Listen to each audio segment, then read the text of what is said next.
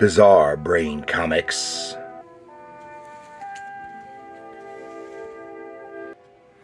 Hello, my comic book friends, and welcome to Bizarre Brain Comics. I am Gary, your host, and this is where I like to take a look at some older comics, talk a little bit about the characters and creators, and examine the stories and the art.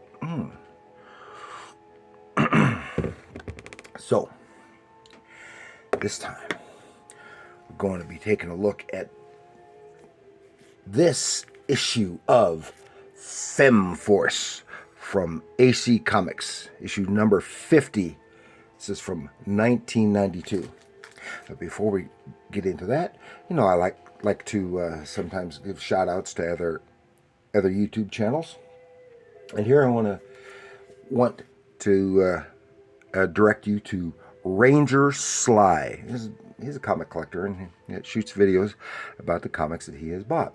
It's Ranger Sly, and he is apparently a French-Canadian, based on his accent and the fact that he talks about Canadian money. So, Ranger Sly. Okay, so this is Femforce. This is extra Femforce theme on FlexiDisc. It's complete. It's got the record inside. So I'm not taking it out to play it. So, the final hour countdown to victory. But we have two versions of Ms. Victory here. So, and of course, Femforce is not as well known. Froggy. It just won't go away. And this is written by Bill Black with art by Dick Ayers, Bill Black, and Mark Hickey. And Femforce is a superhero comic series published by AC Comics beginning in 1985. And Femforce stands for Federal Emergency Missions Force. Some characters are Golden Age, public domain from the 40s or 50s, and others are original creations. And the team consists of all superhero and characters with some secondary male characters. I mean, they're like allies, and they get involved. The title has run over 200 issues, which is unusual for an independent publisher. And many creators have worked on the title, primarily with writer-artist Bill Black and Mark Hickey, and a bunch of others. I've seen a lot of Dick Ayers in his later years. Okay, and Ace Comics, it's the project of Bill Black, starting with Paragon Publications in '69, selling early on via mail order. Then, in the 80s, he started AmeriComics, which I've done an episode or two featuring AmeriComics. Then started AC, which is what AmeriComics stands for, AmeriComics, with a one-shot of Femforce #1 in '84, before a regular title in '85.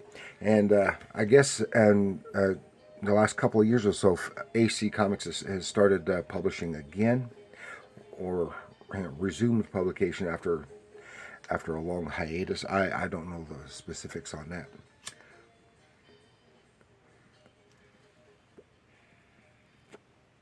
But all the regular characters are female. And I would only get an occasional one because at the time the cover price was a little higher than the other mainstream comics, regular publishers. So, and one of the main characters is, of course, Ms. Victory. Now, in this case, Ms. Victory, of course, there's the Golden Age Ms. Victory, and she passed the title on down to her daughter, Ms. Victory. And they both got their powers from some kind of concoction, some kind of, they called vitamins, whatever, I don't remember, that she had created because she was a scientist, and gave her superpowers, and she fought in World War II and stuff like that. Then she worked for the government, the military, and they had the Femforce and have recruited other characters. Well, she passed it on to her daughter, but she had her powers had faded, and she began aging. Because she had gone a long time without aging. She became aging, and I gather that then she took another version of that same stuff, and it gave her powers back. But she was no longer Ms. Victory. She took the name Rad, and I was in the 80s, and she was Rad, and she was much more aggressive, and just not the sweet Ms. Victory that everyone knew, and sometimes went on the rogue side. So then, leading up to this storyline, one of the villains was trying to get her powers, and concocted another serum, and gave it to her and herself, and this other villain, it's the female villain, I've forgotten her name, she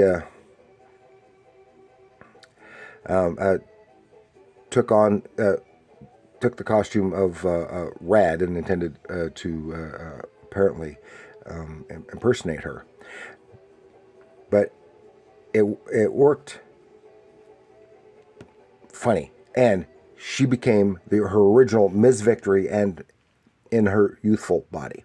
And that's about where we are at right here. See the splash page, and it's just showing a bunch of the characters from Femforce.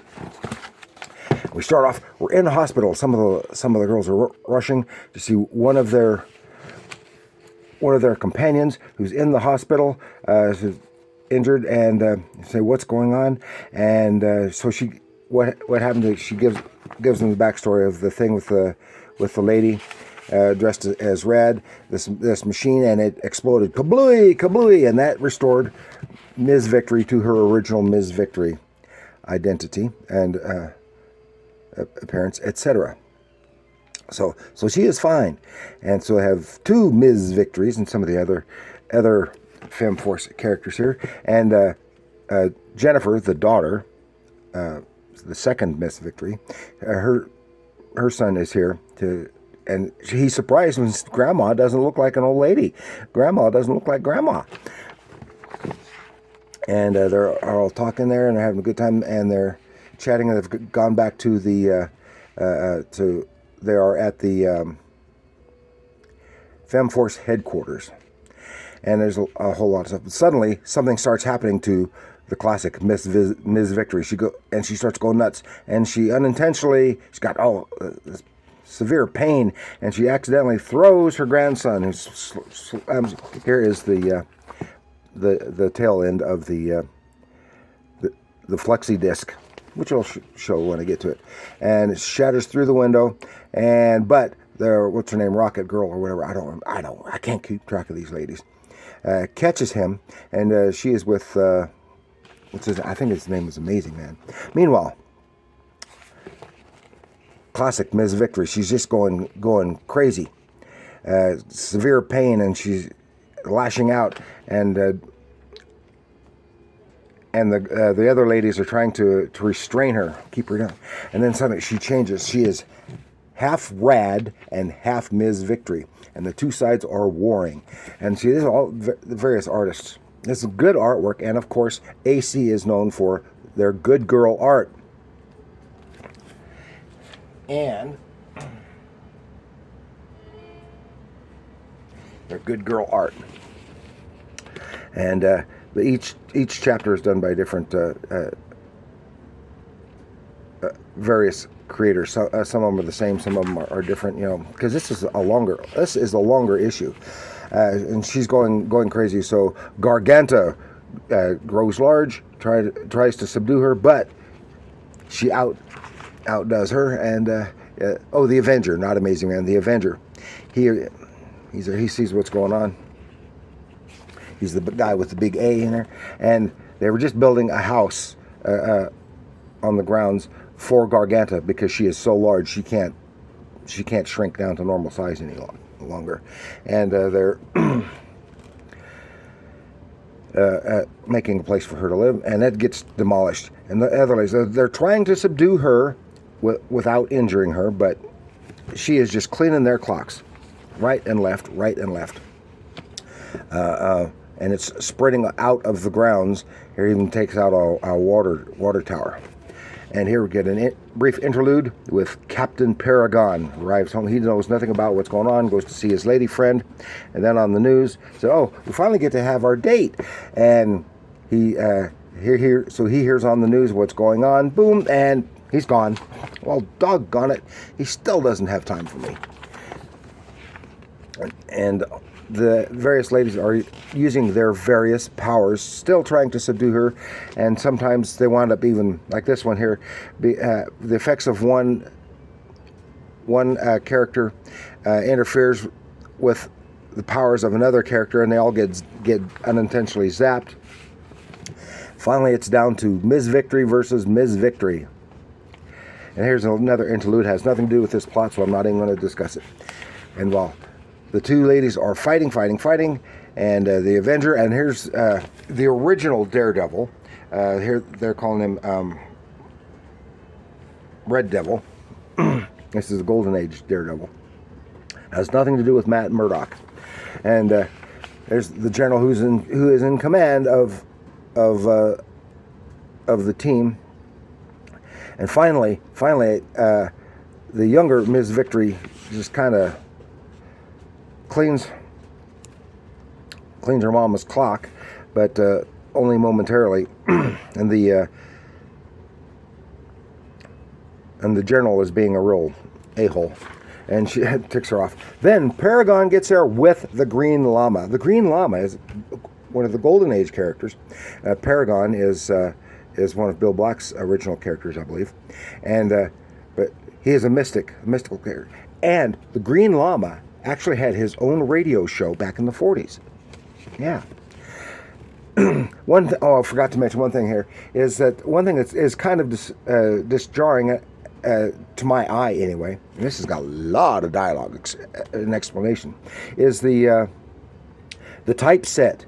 Instead of hand lettering, and I know it's probably easier, instead of the hand lettering, but it is visually jarring when you're used to the hand lettering in comics. And of course nowadays with computers they use fonts that imitate the hand lettering, which looks better than this obvious typeset stuff. It's a little different. Anyway, Green Llama uses his mysticism, and he deduces what had happened. The two different versions of this concoction was warring in her body, and it was Ms. Victory inside her head fighting against Rad and causing all this pain and causing her to act out against her will. But he has corrected that mystically. So now they have Ms. Victory back. Yes, she's fine. Everything's okay. The journal takes off. Now they got some mess to clean up, and here is the from Keyhole Records, the Femforce theme, Something Special. I don't know what it sounds like because I'm not taking it out to play it on a record player. And it is performed by the Keys, and here's the little 2 pages thing here about the Keys. So everything's going to be okay. They got a mess to clean up, but Ms. Victory's fine. Ms. Victory 2 says, "Good, you can take the job back. I don't want it. I just want to go home and be my mama." Well, her son was still in the building, and he can hear all this stuff going on, and he's going to step out, and some of the rubble seems to fall on him. So Jennifer goes to go, Jason, honey, it's all over. You can come out now. And go, Jason. It looked like he was hit in the head with some of the rubble. Oh my gosh. What happened? We don't know. Is he dead?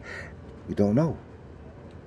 Is he just severely injured? I would take it from her reaction that he is dead, but we don't know. And I haven't followed up, and that is the end of the story.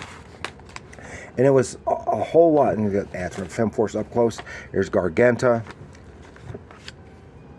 And here, and they even used to do. I had a model for, especially for the character, their original character, Sin, and here you put Red Devil and his classic claw, yellow claw.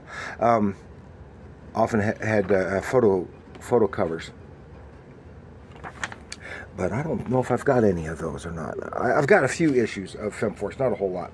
I enjoy them. This was just basically all action, not a whole lot of story. But it was one of the rare color issues. Most of them are not color. So that is what I've got for you this time with Femforce and all this good girl art and all these ladies with powers. Had some nice artwork. Even the Dick Ayers stuff looked considerably different. And I think that was largely due to the inker, more good girlish than what he had previously been doing in years prior with Marvel and stuff. And he did a very nice job. They're just in the last few years before his death, and he did a couple other projects. I think his hand was shaking or something, and his art was not nearly so nice. So, but he was an adequate and a long-running and good artist, and I loved his stuff on the westerns and the war stuff. And then Bill Black, he had done work on for the majors primarily as an inker, and but it had long been into the publishing aspect. So all around, it's pretty decent stuff. This is just fun because it's all fight. So that's all I got for you this time with Femforce number 50. So let me know what you think below. Please like, share, and subscribe. Do leave your comments down below. Let me know what you think of the Femforce, of this artist, these characters, etc. down below. And remember, comics are art.